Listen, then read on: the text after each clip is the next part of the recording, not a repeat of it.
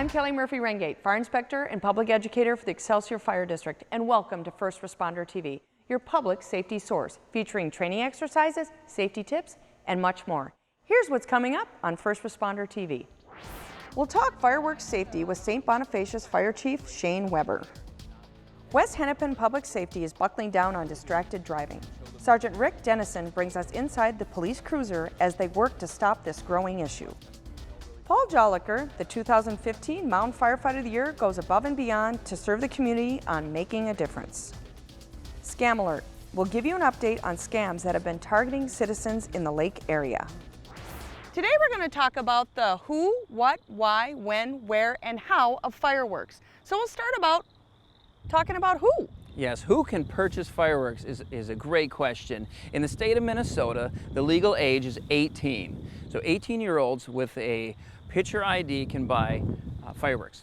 And where can they buy them from, Shane? There are retailers and distributors in the state of Minnesota that sell Minnesota legal fireworks. So what if my family went to the Dells, let's say for summer vacation, and we're coming through, we're going down the highway and we see a tent that says fireworks. Can I assume all those are legal in Minnesota? Well, Minnesotans like to do that and like to buy those, but most likely those are not legal in the state of Minnesota. They're legal in Wisconsin, but not in Minnesota. So if I buy like legal fireworks in Minnesota, am I looking at things that stay close to the ground or things that go up in the air? Well, the fireworks that are legal in the state of Minnesota are called ground fireworks. They stay low to the ground. At any point they go up into the air, that's considered illegal.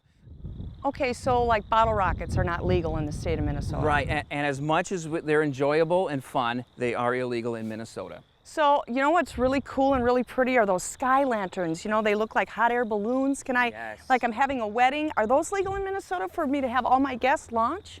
Well, going back to the original thought, any firework or device that goes up in the air is illegal. Therefore, a lantern which raises up in the air is not legal in the state of Minnesota. So I'm thinking, so when it goes up as a lantern, it also probably comes down as litter, doesn't it? It comes down as litter, and we can't control where they go down. No. So that could cause unexpected fires. It could cause damage in places, yeah.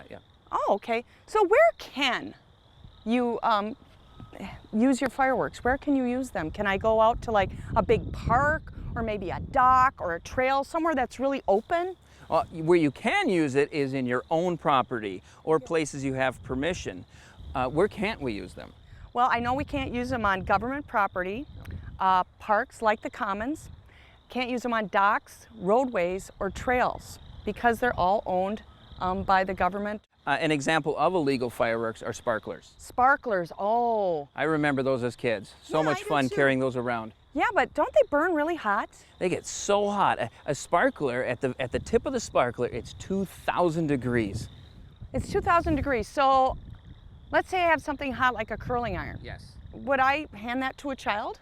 No, we wouldn't give curling irons to a child. No. How about a hot pan from a stove? Not a hot pan. So is it smart to hand a sparkler over to a child? You know what? People do it. Yeah. But I don't think people realize what they're handing. If they were just, in their mind, were to think, I'm about to hand over a 2,000 degree device, sure, the kid's gonna grab them. Children are curious. They're very curious. Yes. They want to hold, and it's bright. And what do they do when they're curious?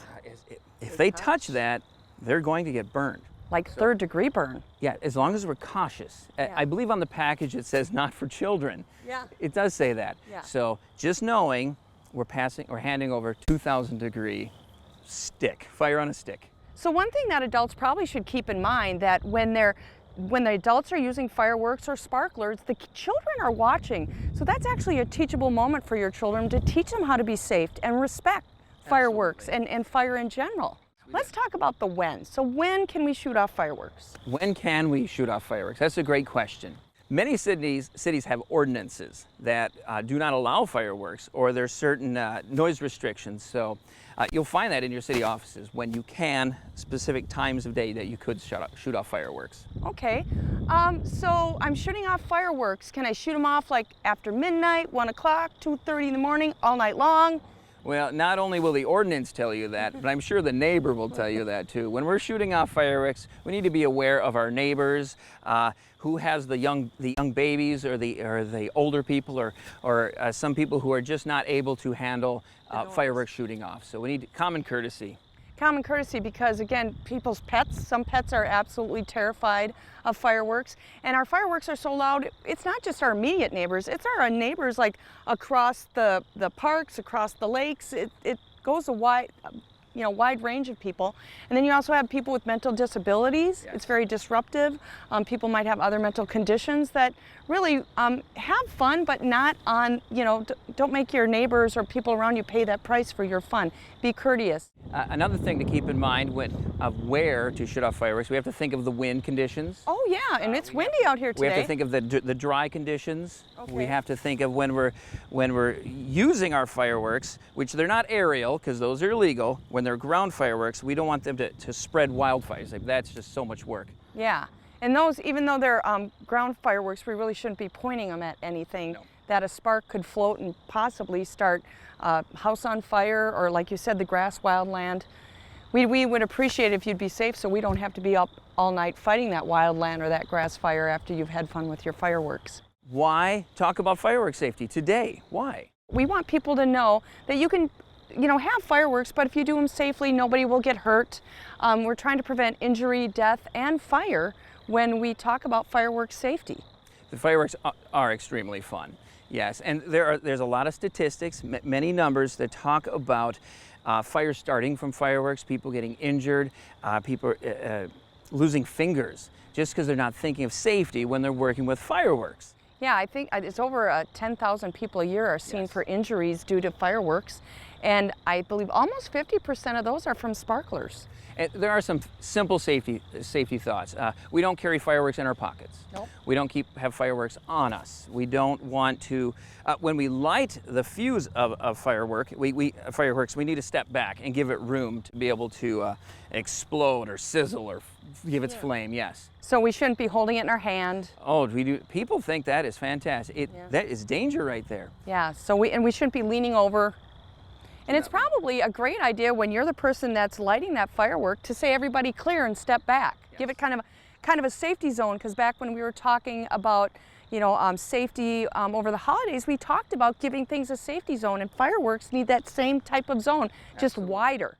Kelly, it's time to talk about the how. The how to use fireworks safely. Yes. Okay, now these are not legal fireworks. These are the aerial type, but let's look at the directions and just see what the directions say on these. Okay, this one, the directions are extremely small. I wouldn't be able to read that. Yeah, and not even with the magnifying glass, and it's usually dark when I'm trying to read my directions. And this one, the directions are tore. They're tore up here. Okay.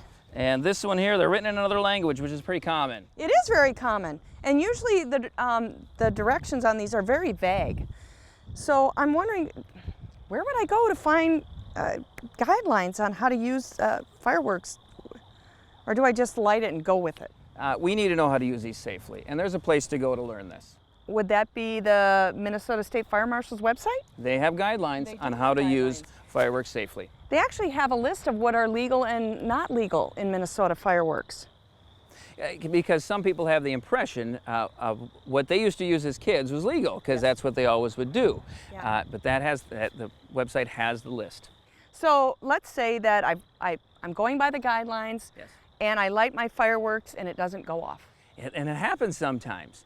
So what we can't do is relight that. Do not relight that. We don't know what is going on with that. Okay. So we need to take that device and when we have to give it some time to make sure it's not going to go off. So we give it some time, like Yep. even like a hot pan on the stove, you give it time to cool down or time to Great example. Yeah. And we need to soak it in water. soak it in water. Yes. So when I throw it away, can I throw it into like the bonfire or the campfire? Because the garbage is way over there and we're all sitting here and I just want to get rid of it. If we're talking about enjoying fireworks and being safe, we cannot put them in the bonfire. Because it doesn't matter, they could go off at any time, couldn't they? Could go off. Yeah, okay. So what other things would I need to do to make sure I'm doing the how right, like following the directions and being safe?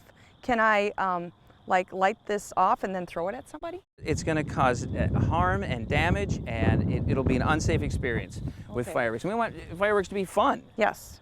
And we want to keep people out of the emergency room, right? Yes, we do. And we want to keep the firefighters from showing up at your house to put out a fire caused by fireworks, right? Absolutely. We want fireworks to be safe and enjoyable.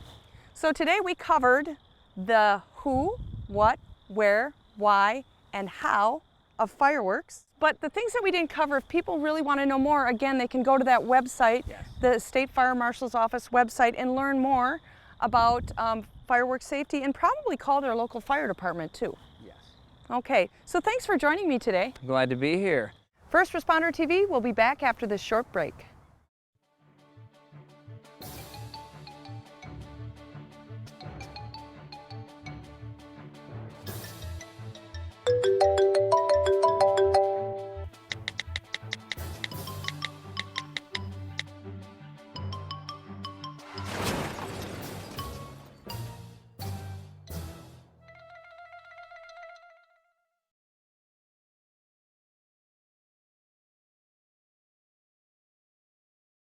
Welcome back to First Responder TV.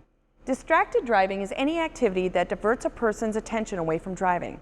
Recently, the West Hennepin Public Safety Department was out in force to stop the problem and educate motorists on the dangers of distracted driving. Do you have them stop? Do you have your driver's license?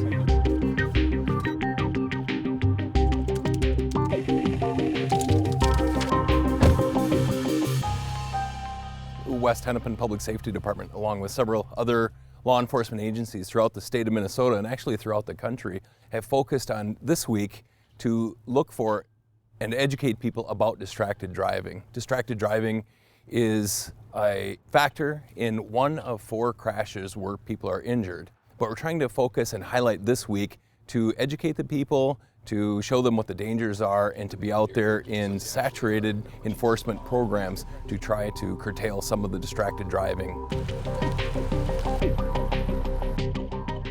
Here, look at this right here. Texting away. So you're waiting to make a left-hand turn on the highway? Yeah. And I'm stopped in the other lane, in the right-hand turn lane? Yeah. And I'm sitting right next to you? Okay. And you have your phone. Oh, And what were you doing? I was texting. You know you're not supposed to be texting and sitting in the car, right? I know, yeah. No texting in the car while you are engaged in the act of driving. And sitting at a stoplight or a stop sign or on the roadway like that, then there would be no texting.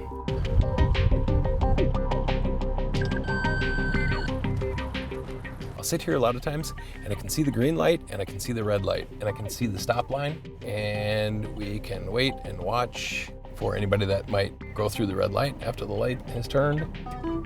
The light was green for us to go while he was still in front of us through the intersection, so clearly he'd gone through the red light. The traffic light back there, the red light, what happened? I guess I didn't realize it was red. Looked like you were talking on the phone to somebody. So I apologize. Not intentional at all. Okay, all right. Sounds like just distracted a little bit, not paying attention to your driving, and don't know what's going on outside the car. One of the churches in Maple Plain, where a drunk person was just in the church, left, stumbling on the road. My partner and myself are headed over to where the Orno officer saw the person last by the car and see if we can find him over there and find out what's going on. Somebody called in from the church and said that somebody was over at the church. They were intoxicated and they were worried about him. Not me.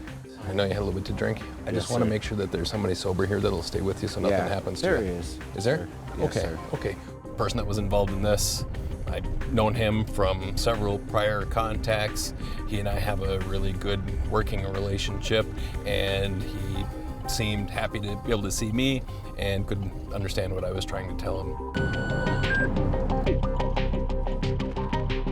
One of the things that we're trying to talk about in our Highway 12 Safety Coalition is encouraging people that if they see some driving conduct that endangers the health and safety of other people, to call in on 911 and report it.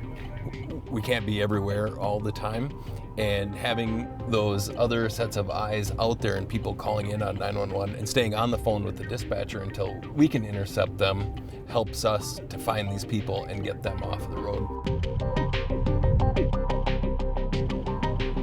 See that guy? Clipboard up on his steering wheel, pencil in his hand, writing stuff down. And you're up there doing your paperwork as the lights changed and you're trying to drive down the road and do your paperwork, and it's not an appropriate place to do it. I agree, sir. Okay. Ask that he pay closer attention to his driving and just be careful, because I did not want to see him end up in a crash to where somebody would get hurt.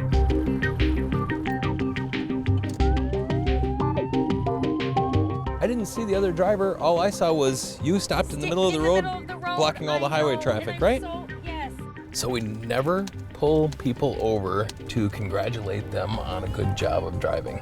Something has happened that we're stopping them for, whether it's an equipment violation or a moving violation, but we look at every traffic stop as the opportunity to educate somebody on something, whether they knew it and were reiterating it to them, or it's something that they didn't know. I would say give your turn up to somebody else. If you think it's your turn but they want to go, let them go. Don't make driving a matter of principle. And with our presence being on the highway, I think maybe there is some more attention being drawn to, I need to be driving, and maybe put down some of the distractions or something else that might be going on in the car. The most important part for us is getting these people stopped once we've seen some sort of distraction of driving, and educate them as to why we're stopping them and why they need to pay attention to their driving. Very good. I'll let you go. Take care.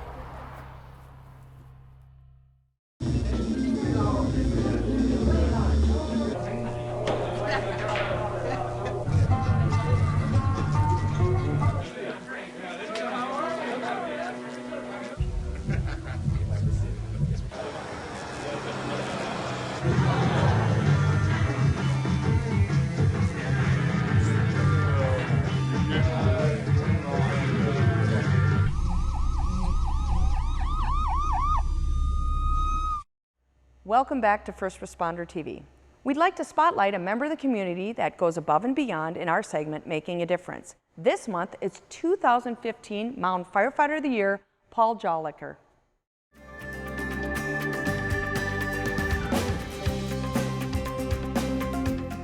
It felt really good. It was something that I didn't expect to get. Everybody thinks whoever they vote for is going to win. I didn't think anybody was voting for me, so it was just a huge surprise. I work for my uncle. He's on the fire department now. He said you might as well join the fire department, so I signed up, and took a couple years to get on, but I've been on for almost 12 years now. Everybody's pretty close. You have like your maintenance group that you're close with, or your captains and lieutenants on your maintenance group, and every week you get paired with different people and you get to know them really good. You could ask them to do anything for you. You know, it's like a big family up here. The community events are great. Doing the Heart Safe community or helping out at the fish fry, that's the stuff that's pretty cool. The Heart Safe thing was cool to go up there and see all those kids. And whenever you help out at stuff like that, it's great to see how the community really enjoys it. And even the kids at the high school really love the Heart Safe. They were all paying attention, and I think everybody learned a lot from it. It's fun coming up here. It's nice to give back if you're able to do something. This is a great place to come and be able to help out with people who maybe can't do something. I mean, we've even gone and helped people change their smoke detector batteries and stuff up here. So it's just a way you can give back in a bunch of different ways through one place.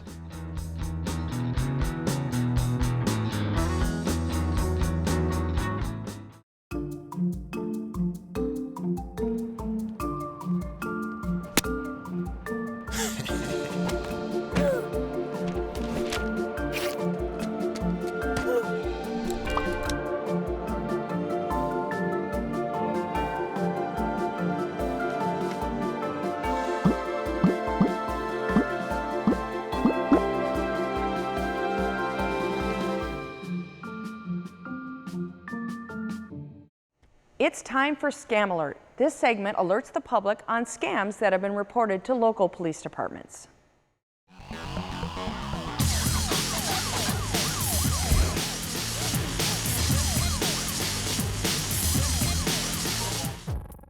South Lake Minnetonka Police Department is warning about a tree trimmer scam in the area. In the last month, tree trimmers have been going door to door, collecting cash, and then not completing the job. Similar incidents have also been reported in Eden Prairie and Bloomington. These individuals knock on the doors of homes, tell the homeowner they notice trees that need trimming in their yard, and ask them for cash up front. They also state that they have worked on trees in other yards in the neighborhood. They do some work on the trees, but in the process often damage the roof, tree, or both. Then they collect the cash, work a bit more, and tell the homeowner they'll be back the next day to finish the job and clean up the mess. However, they never return, and the homeowners are left with a mess and no way to follow up, as the phone number given by the tree trimmers is fake. Be wary of door-to-door companies. Most reputable companies don't do business this way. Get multiple quotes, ask for references, and don't pay before the work is done. Obtain the company's name, phone number, and ask to see registration and insurance documents. If the company is not insured and an accident occurs on your property, you may be financially liable. If you suspect there are tree trimmers in your neighborhood who are scamming your neighbors, call 911 and provide as much information as possible to the dispatcher, including license plate numbers and descriptions of people and vehicles. Recently, some people got robocalls that seemed to be about health insurance and the health insurance marketplace, but the calls were a con. The callers were phishing for personal information. People who work in the marketplace don't make cold calls, and they never ask for personal information. If you get a call like this, hang up. The phone numbers showed up with a local area code. The recorded message sounded urgent. You need to buy health insurance or face a fine. The operator claimed to work with the law and asked for the person's full name, date of birth, income information, and social security number. If you get a recorded sales call, but you didn't give the caller written permission to call you, the call is illegal. Don't press 1 to speak to the operator or get your name taken off the list, and don't give any personal information. If you respond, you'll probably get more calls. If you get a call like this, please report it to the Federal Trade Commission. Many new owners of internet-connected smart TVs don't realize that these TVs can be hacked, just like a computer or smartphone. When you use your smart TV to browse the internet or connect through apps, scammers can take advantage of security holes to gain access to your device. Once they hack your TV, scammers can access the camera and voice controls. They can use this to spy on your home to time a break-in. Scammers can also gain access to information on the machine, such as usernames and passwords, or even computers on the same network. As more people purchase these TVs, con artists are bound to find a way to use them for scams. Your smart TV is a computer, so use the same common sense you would for keeping your laptop safe. Don't visit suspicious websites or click on strange links. Keep your TV system up to date, as manufacturers do their best to patch security holes. Any device that connects to the internet should be guarded by a firewall, and your smart TV is no exception. To report a scam, go to the Better Business Bureau Scam Tracker at www.bbb.org/scam tracker. Thanks for watching First Responder TV. If you have an idea for a segment, a public safety or fire prevention event, please let us know. This is Kellie Murphy-Ringate giving you information you can use, share, and to live by. See you next time.